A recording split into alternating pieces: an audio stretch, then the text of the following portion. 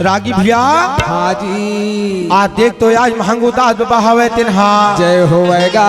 आज घासीदास बाबा के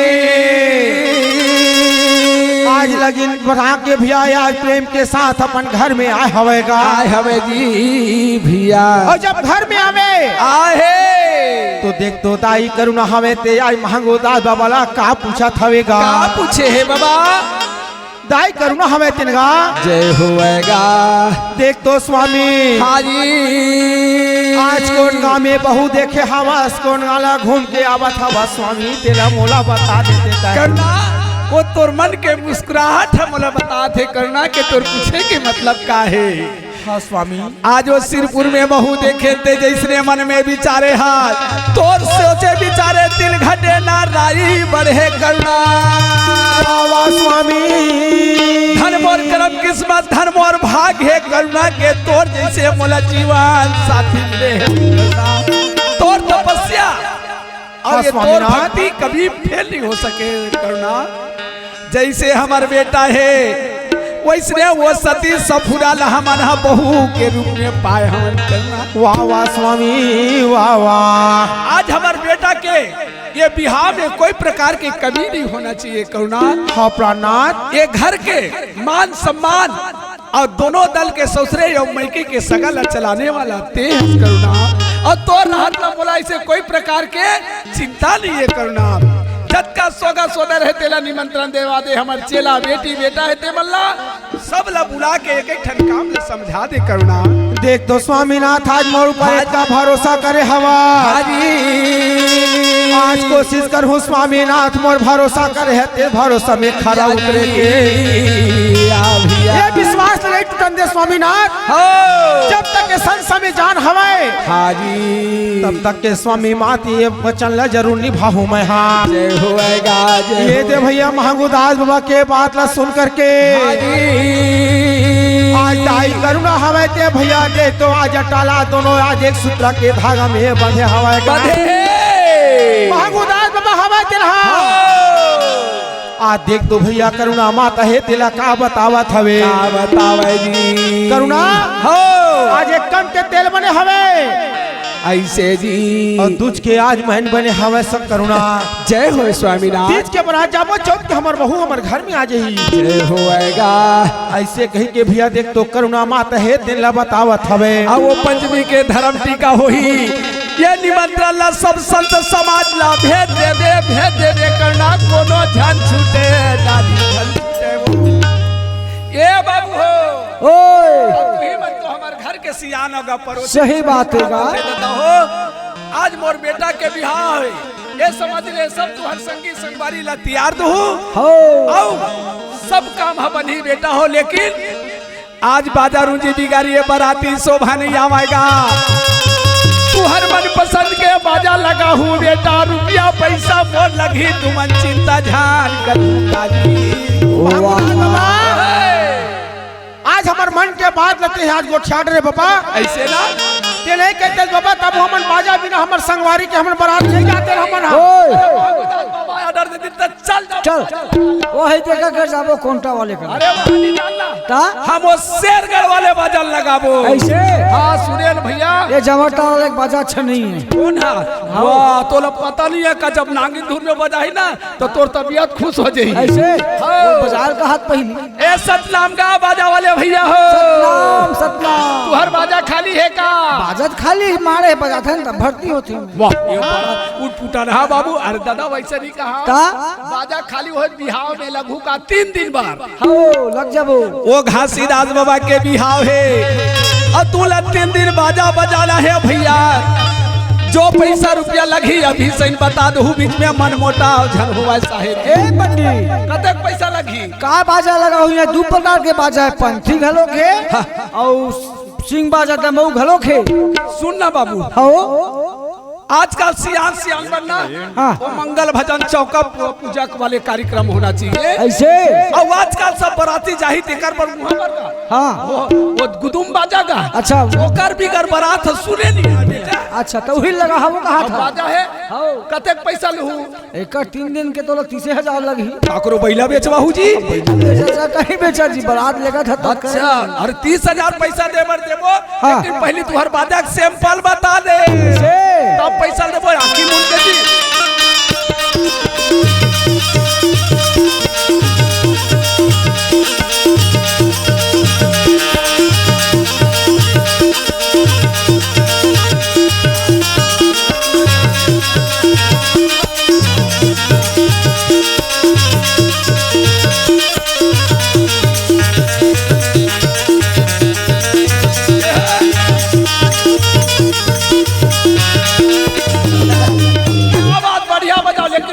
हाँ वो तुहर नागिन डांस करी आज नहीं आए काजी। ओ बारात के दिन आते अच्छा बारात के दिन उठाना है वैष्णव वाला और भुलाहू जन भैया और एक दाल वो तुहर पंथी वाले घलो लाहू भैया ऐसे पुराना वाले सन्ना नन्ना वाले चलाहू वही में डोकरा डोकरा मन मगन हो के ना। सही बात पुराना ये गाना दे प्रेम से बाजा लगे बाबा महंगूदास आज बाजा लगे हवेगा आज महंगूदास बाबा के घर में गा। हाँ जी आज बेटा के शादी में करुणा माता हवे तिन्हा आज गांव भर के नगर निवासी मन के मन में उमंग छाए भैया जी। वाह वाह भाई रागी भैया आज का कारज हो जाते हागा लेकिन देख तो दाई आज बाला घास ये तेरा आज पता नहीं रहेगा नहीं रहा करुणा मात हतेगा बेटा सारी जोड़ा करे के बाद में आज देख तो ओकर बेटा घास ये तेला आज बैठा के आज कैसे बतावत हवे का बता है बेटा काए माँ आज देख तो बेटा आज तोर बाबू जी हवा ते तोर बर आज बहु देख के आए हवे राजा कैसे आज बोलता तोर गैर हाजिरी में हाजी आज हमन विचार बना के बेटा तोर बर बहु देख के हमन सिरपुर में आगे हमन बेटा आगे हमन दाई ये बात ला मैं सपना में नहीं सोचे रहे हूँ दाई ये माया के बंधन में बंधू गई के दाई घासीदास बाबा रहे मन के बात ला मन में रख के घुट घुट के वो रह गए लेकिन जवाब नहीं दिया। अगर नहीं कहा था भैया ये माता पिता के ये मन दुखी और मोर कारण अगर माता पिता के मन दुखा थे मोर जीवन धिक्कार हवे भैया। अरे बेटा कहा के लायक नहीं हो हाँ जी यदि मोर सती चार समाज में हाँ कहीं के आगे है तो सरहा झुके लग जाही। हाँ बाबा यदि नहीं कहूँ हाँ तो जी। चार समाज में माता पिता के सरहा झुक जाही। वो तो ज्ञानी घासी आवेगा वो तो आज्ञाकारी आज बेटा आवेगा आज्ञाकारी बालक आवेगा। रागी भैया आज का बात न सुन के दाई बालक घास हवे तिरहा जय होएगा आज देख तो मने मन में आज घुट घुट के आज हाजी आज अपन मन के बात ला दाई का कर कर बतावा कह के मने मन में सोचा था भाई वो रही के मुस्कुरा के दाई दिला चल दी दाई समझ गए के बेटा के मन मोर बढ़िया है दाई। ये दे भैया आज शादी के घर में आज एक मन के आगर में करत हवे दाई करना कथे जब तक के बेटी माई घर में नहीं आई नहीं आई जब तक के घर में पहुना नहीं आई जब तक के ये शादी के रौनक नहीं होवे दाई नहीं होए बालक घास हवे भैया तेला देख तो दाई कर्म कहा थे देख तो बेटा तोला जैसन जरूरत है बेटा वैसे ले राजा ले हाँ बेटा तोर पर कोई चीज के कमी मत हो बेटा धन होवे लाला तोला जैसन ले बढ़े बेटा अपन मन पसंद जो चाहिए ले लेते हैं यारी ये दे भैया हाजी आज महतारी के बात ना सुन के भैया बाला घास हवे ते आज कुछ नहीं बोलेगा याजी रागी भैया आज देख तो आज महंगूदास बाबा हवे तेरहा गा हाजी आज बेटी माई मला बड़ा प्रेम के साथ निमंत्रण भेजवाए हवे आदर के साथ गांव के नगर निवासी मला न्योता दे है पारा पड़ोसी बंगला पाली सुकली के जतका तिर के नगर निवासी तेला भैया घर में जा जा के न्योता स्वीट दे हवे काजी और न्योता ला पा करके और सगा मन कैसे आवत हवाई और महंगूदास बाबा के घर में भैया सगा मन के आवागमन फिर कैसे लगे हवे जय होए होएगा अब ओकर घर में ढेर ही सुभाषी जय हो जी सब घर में पहुंचे हमेगा। अब ये दे भैया पहुंच के आज बाला घासी के गा कैसे बिहार के रचना रचागे और रचा के भैया देख दो आज गाँव के नगर निवासी एक जगह सकलाए हवे और ढेर ही कुआसी लगते बेटी देरी धन कराओ चलो चुर माटी चलो बेटी माटी ला ले वो पहली डेंग ला कर ले वो करवा बेटी यौ कार्यक्रम ला आगे बढ़ाओ फिर कैसे चुरमाटी चला थवे हो चल पंडित चिरमाटी जाबो खा हम आओ जी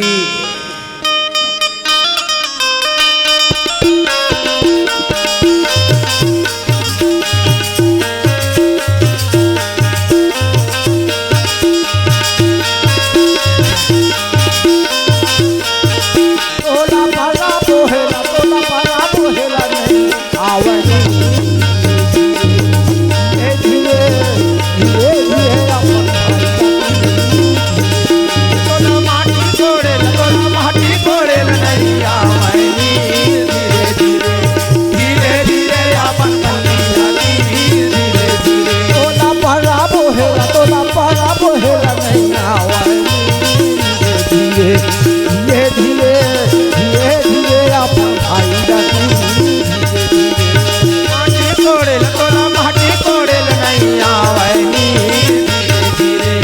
धीरे धीरे अपन बहिनी लगी धीरे धीरे ये दे बाबा ढेरी सुहासिन मन जाके गा जय होएगा देख तो भैया चुरमाटी के नेगला पूरा करे हवे जय होए जी और चुरमाटी के नेगला पूरा करे के बाद में होगा देख तो भैया आज बड़ा प्रेम से फिर आज कैसे तेल हल्दी चढ़ावा था जय हुआ जी एक तेला चढ़ी गे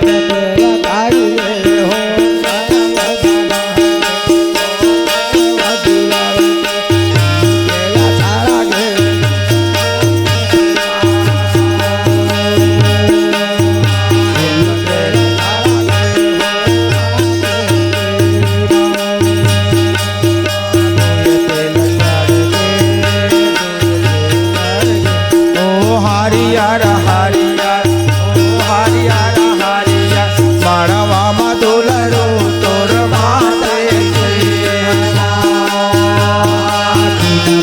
चढ़ी गे हो हरिया हरिया ओ हरिया हरिया मारावा में गुजारू मारावा में गुजारू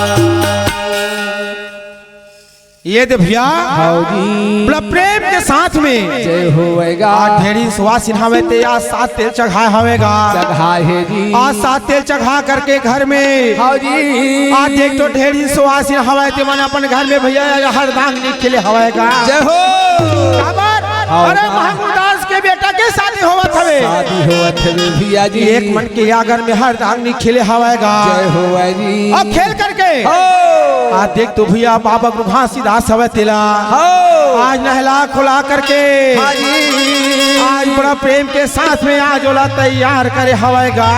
अब ये गांव के साथीदार वाला के भैया तोर जतका बराती है तेला तैयार कर ले खाना पीना खवा ले काबर भैया वो समय गाड़ी मोटर के जमाना नहीं है गाड़ी बैला ला सजा ले वो भैया काबर वो समय कहाँ के मोटर गाड़ी पातेगा नहीं से बाबा नहीं बात गांव में अधिक आगरो घर शादी होवे तो गांव में भैया देख तो आज वो समय में गाड़ी बैला सजावेगा भैया तिलक नाचा अरे हो धन भाग बैला हमार कोनो गाड़ी बैला बाबा के बिहान जाहि हमरो चोला दर जही सही बात है हाँ भैया जी ये दे भैया देख तो गांव के नगर निवासी हवे तेहा होएगा आज भैया महंगू दास के बेटा के आज शादी में बड़ा जाला के घरों घर से आज गाड़ी निकले हवेगा और जब गाड़ी निकले हवा जी फिर कैसे बारात चला हवे कैसे जाते पंडित जानते बाबा कैसे गा बैला फांगे खासर भागे सीधा पुल के खार बाबा चले सीधा पारा पागल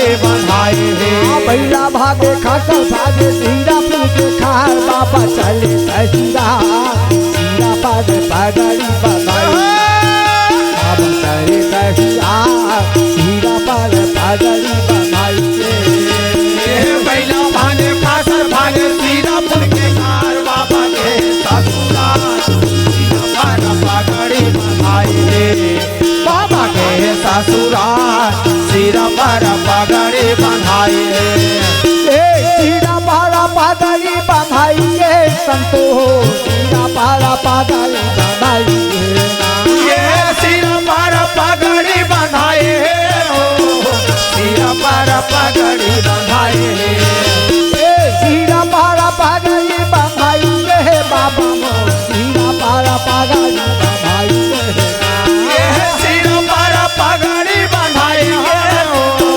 सीरा पर पगड़ी बंधाई भागे खाकर भागे सीरा फूल के खार बाबा चले बाबा चले ससुरा सीरा पर पगड़ी बंधाई ये कैला भागे खाकर भागे सीरा फूल के खार बाबा के ससुरा सीरा पर पगड़ी बंधाई है बाबा के ससुरा सीरा पर पगड़ी बंधाई है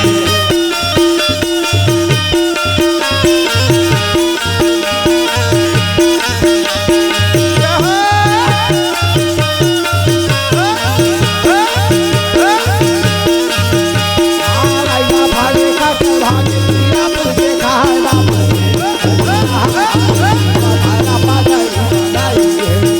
बाबा चले ससुरा सीरा पर पगड़ी बंधाई है बाबा के ससुरा सीरा पर पगड़ी बंधाई दोनों बैला जोड़ा ना पगाई दोनों बैला जोड़ी आगू मा फंदाई हाँ दोनों बैला जोड़ी आगू ना पगाई हाँ दोनों बैला जोड़ी आगू मा फंदाई हाँ शिवा पूरा बात चले ना बाराती हो सीरा पूरा बस्ती में पहुँचे बाराती हो हाँ शिवा पूरा बात चाहूँ बाराती हो सीरा पूरा बस्ती में पहुँचे बाराती हो हाँ पहुँचे बाराती चाहे पहुँचे बाराती हो पहुँचे बाराती बाबा पहुँचे बाराती हो भागे खाकर भागे सीरा फूल के खार बाबा चले ससुरा सीरा पर पगड़ी बंधाई बाबा चले ससुरा सीरा पर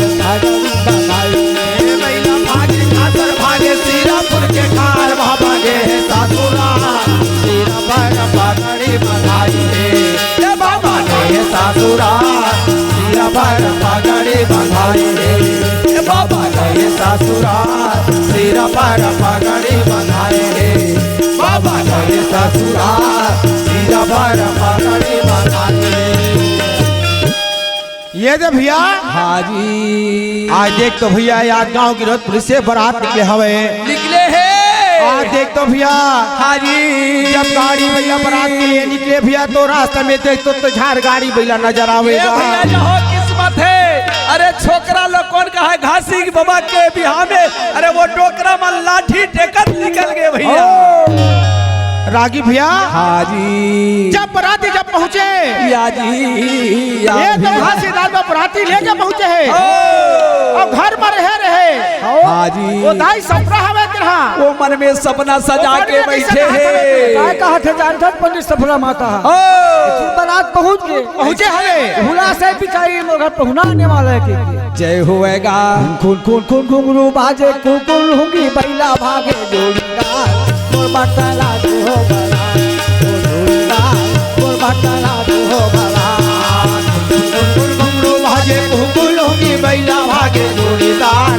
मोर बरतला में हो बारात ओ जोड़ीदार मोर बरतला में हो बारात खून खून खून घुंगरू बाजे कुकुल होंगी बैला भागे जोड़ीदार मोर बटला दो हो बला जोड़ीदार मोर बटला दो हो बला घुंगरू बाजे कुकुल होगी बैला भागे जोड़ीदार मोर बरतला में हो बारात ओ जोड़ीदार मोर बरतला में हो बारात मोर बटला दे बारात कैसा जोड़ीदार बरतला दे बारात के ठौना ये मोर बरतला दे बारात के था जोड़ीदार मोर बरतला दे बारात के ठौना मोर बरतला दे बारात के था जोड़ीदार मोर बरतला दे बारात के ठौना ये मोर बरतला दे बारात के था जोड़ीदार मोर बरतला दे बारात के ठौना घुंघरू बाजे घुंघरू होंगी बैला भागे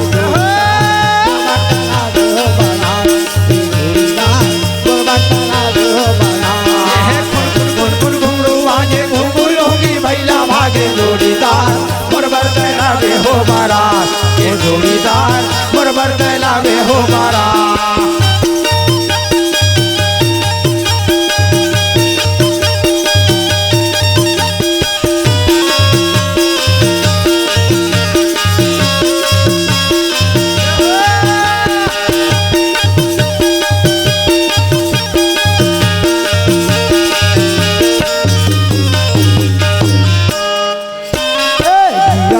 बाटा की लाठी काले बाराती ये गिरो दाओ बसती लानी कले बाराती गायो बाटा की लाठी काले बाराती गिरो दाओ बसती लानी कले बाराती जीवा पूरा बाटा की ना पाहू के बाराती सीरा में बाहू के राह के पहाती जीवा पूरा बाटा की ना के पहाड़ सीरा पूरा बाहू जाए राह के पहाड़ रात के पहाड़ी तंतो रात के पहाड़ी राहत के पहाड़ी भैया राहत के पहाड़ी धुन बाजे कुकुल होंगी बैला भागे जोड़ीदार मोर बरतला दे हो बारात जोड़ीदार मोर बरतला दे हो बारात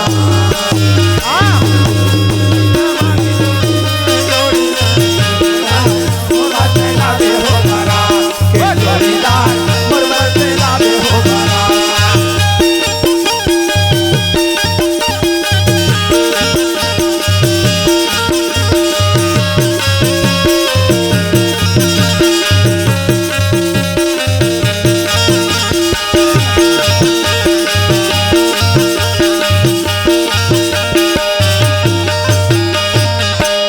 ढेरा ही ना ढेरा हाके मारा वादू नावते ढेरे ही ना ढेरा हाके मारा वादू नावते सहारा सदारा लगा पहाड़ी पियावते ढेरा ही ना ढेरा हाके मारा वादू नावते बोला सुनावे कंतो बोला सुनावे बोला सुनावे जोड़ी बोला सुनावे घुंघरू बाजे कुकुल होंगी बैला भागे जोड़ीदार मोर बरतला दे हो बारात जोड़ीदार मोर बरतला दे हो घुंघरू बाजे घुंघरू के बैला भागे जोड़ीदार मोर बरतला बे हो बारात ओ जोड़ीदार मोर बरतला बे हो बारात मोर बरतला दे बारात कैसा जोड़ीदार मोर बरतला दे बारात ये मोर बरतला बे बारात कैसा जोड़ीदार मोर बरतला बे बारात कैसा मोर बरतला दे बारात कैसा जोड़ीदार मोर बरतला दे बारात कैसा मोर बरतला बे बारात कैसा जोड़ीदार मोर बरतला बे बारात कैसा बाजे कुकुल होंगी बैला भागे जोड़ीदार मोर बरतला दे हो बारात जोड़ीदार मोर बरतला दे हो बारात कौन घुंघरू बाजे घुंघरू होंगी बैला भागे जोड़ीदार मोर बरतला बे हो बारात ओ जोड़ीदार मोर बरतला बे हो बारात ओ जोड़ीदार मोर बरतला बे हो बारात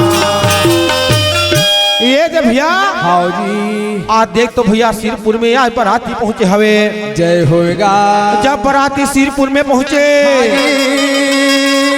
और देख तो भैया जब भाठा में खड़ा होवे भैया तो आदमी जब देखे तो नजरे नजर गाड़ी गाड़ी आएगा अरे जहाँ तक के नजर जावे हाँ जी वहाँ तक के सिर्फ बैला गाड़ी नजर आए भैया हाँ भैया आज मिले देखे तो आज मुड़ी मुड़ी नजर में आवे ए दे गांव के नगर निवासी हवाई दाई मन में सोचा थवे जान डरिस के आज होता ही सफुराला बिहार पर बराती आगे भैया जी।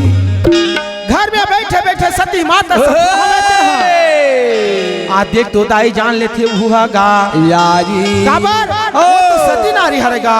जय हो जी। आज देख तो भैया टुकरू महान थे दिला कहा थवे देख तो बाबा आज बराती आगे हवे भाठा भर देखबे तो आज बराती नजर में आवत हवे बाबा। बाबा बराती के सम्मान करे बर कम से कम वो पानी पिए ला देख जन एक खौला पानी धरा के तू है भेज दे। भेज देवा। सही बात है। वाह ओकर चिंता काबर कर थल बाबा। ऐसे आज तक बराती आते तो कौन पानी पिया थे? कौन पिया थे? अरे परसोत्तम है जी। ऐसे ये ओकर चिंता मोर ऊपर छोड़ देल बाबा।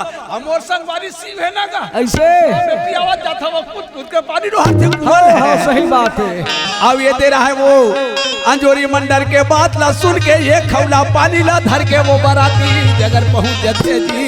वाह वाह। और बराती मेरे पहुंचते हाँ वो पानी पिया और शौक में आ रहे थे बेचारा का। वो बराती ला देखते वो कर मुंह सूखा जाते दादा। आज वो पानी ला मुंह में बहे रहे थे भैया वो देख तो कया आवे ना भक्का आवे मुड़ी ला नहीं पानी ला नहीं उतारे वो हाँ। हम सोचे रहे भैया और 150-200 बराती आई। ये तो भाठा में देखता मुड़ी देखते मैं गिनती करहूँ दिन भर ये बराती गिनती में नहीं आवे दादा। आज वो मुड़ी में पानी बहे रहेगा। आज घासी दास बाबा हवे तेरहा वो कन्निघा पर गे कथे पानी पिए या भैया मोला पहली पिया दे मोला प्यास लगा दे। घासी दास बाबा हवे तेरहा वो तो दया के सागर है जानदार थे। देख तो दाई ये लेके हवे ते आज पब्लिक ला देख के आज अकबक आगे हवे ये हाँ। पकपक आगे है शौक में आके लता गए हो दादा। सही बात है पंडित। लेकिन घासी दास बाबा हवे तेहा जय होएगा। ए बाबू पानी वाले काय बाबा ला बेटा ला मोला जोर से प्यास लगत हवे बेटा। तू ही भल्ला दे हो दादा दूसरा मांगित नहीं बने लेके झलपुर हो ये खौला पानी ला ले ले बाबा बेटा आज मोला एक गिलास पानी दे। हाँ जी और जे बरतिया भाई पानी मांगा थे वो का पानी दे बेटा दे दे। आज देख तो भैया हाँ जी आज घासी दास बाबा एक गिलास पानी वहाँ से आज हौला के ग्रहण करे हवे का। और वैसे वो बाबा के वो हाथ में का जादू है भैया। वो हौला के पानी में ऐसे का अमृत बनावेगा। वो लगत है बेटा एक गिलास मगही देला 2 गिलास दे दे बेटा। तोर मुंह से कभी ना झन बोलबे बेटा पानी पिया बेटा पानी पिया। रागी भैया चलो पानी पियोगा बरतिया मन साहेब मना। आज देख तो वो का पानी पिलाए लेकिन वो गुंडी के पानी हवे ते नहीं आज सिरावेगा। सिरावे भैया नहीं सिरावे वो पानी आज बटैया घलो मन में सोचत हवे ऐसे का हो गया। मैं पहली बार देखा था बाबा जी। बाबा का हो गए? हाथ का पानी पिया तेला ये बच गए थे पानी कैसे करूं? हो बेटा हो। ये पानी बचे हवे तेला तेला एला ले जाके बेटा घर में आज देख तो सती सफरा है तेला दे देबे। ए पानी ला का करही तेला मोला बता के जरूरत नहीं है वहाँ जानत हवे दाई जानत हवे वो काबर जाना थे वो कर घर में भोजन बने हैं। अरे 100-200 बराती के भोजन बने 1000 के संख्या में आए हवे भैया। बेटा तेला लेके पानी ला वो भंडार में छीट दी। छिंदी तहला। पहली चालत रहे हो बाबा। अच्छा ये पानी भंडार में छीटू हो और भंडार में छीटे के बाद बचीते रक्सेल में छीटू कहला। ये लड़का भाई आगे वैसा नहीं पंडित। कैसे आज देख तो आज भंडार में आज छिते पर पैसा भंडार लाने के हवे। अब मूर्ति भंडार कहा वैसा नहीं गा तो कौन से भंडार में बाबा? आज देख तो ए बरतिया संत समाज हवे तेकर बाद आज भोजन बना के आज भोजन भंडार करे होली को पड़ता। पहली सियान मनोरा भंडारा कथे का हम नहीं जाना प्रेम बाबा। बाबा वही लब के समय में जय होएगा। आज सियान हवे ते मन देख तो आज एक तो है आज झाल कई के घलो कहेगे हवेगा। वो दाई सती सपुरा सेठ के कपड़ा मंगा रहा है बाबा जी।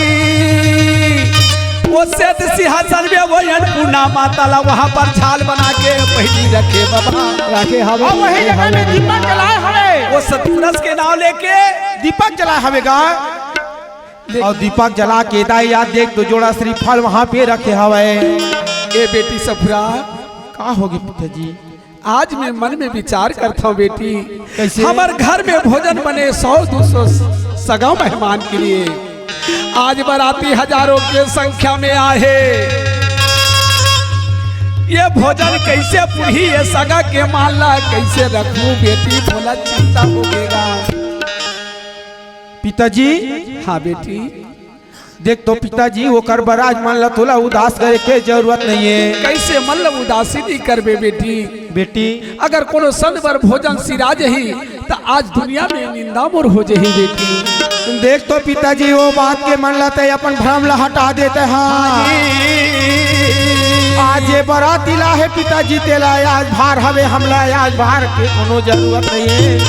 धन है बेटी, आज तोर जैसे में बेटी पाह सफुरा आते मुलाकात देवत हस बेटी। अरे घर घर में तोर जैसे बेटी मिले सफुरा, तोर जैसे आज बेटी मिले बेटी वो आज पिताजी ला समझा करके हाँ जी। आज बेटी सफर हवे ते फिर आज वही जगह में भैया पिताजी ला शांत करा करके अब हर इच्छा के साथ वो बराती ला पर खा के लावा